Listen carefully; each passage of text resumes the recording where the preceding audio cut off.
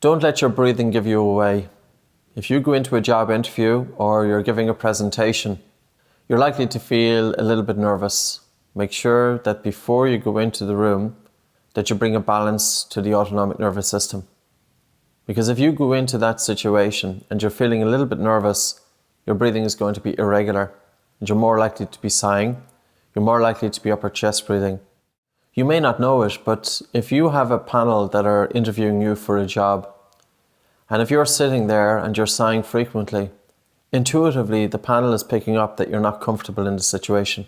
And if you're not comfortable during the job interview, they will probably ask the question, are you suited for the job? Do you have the resilience to be able to work well under pressure?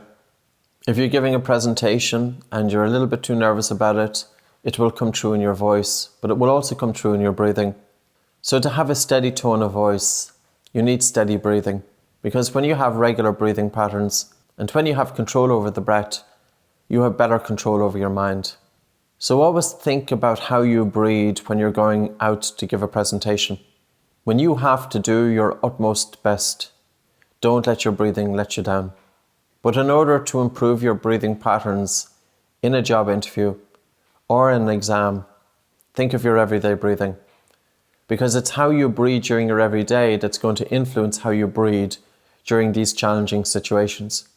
Improve your everyday breathing, and by naturally doing that, you're going to be resilient to help deal with the stressful situation.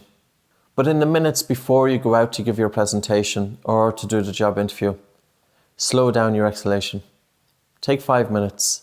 Take a very soft, slow breath coming into your nose and a really relaxed and a slow and a gentle exhalation.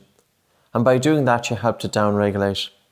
Because if you were waiting outside the interview room and you're sitting there with slightly faster and harder breathing and irregular breathing patterns, that's launching you into a fight or flight response.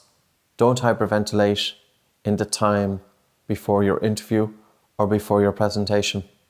Whenever there's a difficult situation, have control over your breathing. And the more you practice good breathing techniques in your everyday, it will give you a great solace and a comfort that you can tap into these techniques when you really need to. So do well in your presentation and do well in your interview, and don't let your breathing let you down.